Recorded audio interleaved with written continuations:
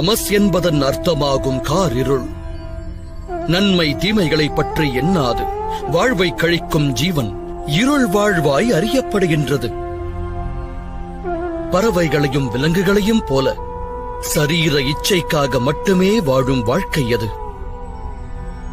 சத்வம் என்பதன் அர்த்தம் ஞானம் என்னும் ஒளியாகும். ஒரு மனிதன் ஒவ்வொரு சூழலிலும் தர்மம், சத்தியம் மற்றும் குல வழக்கத்தை அனுசரித்து செயலாற்ற முற்பட்டால் அந்த வாழ்வு சாத்வீக வாழ்க்கை என்று அறியப்படும். இவ்விரு நிலைகளுக்கும் நடுவிலும் ஒரு நிலை உள்ளது.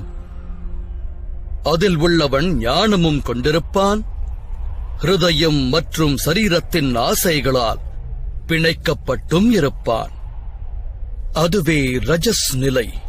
அந்நிலையில் வாழ்பவர்கள் ஹிருதயத்தில் ஆசையும் மோகமும் கொண்டிருப்பார்கள்.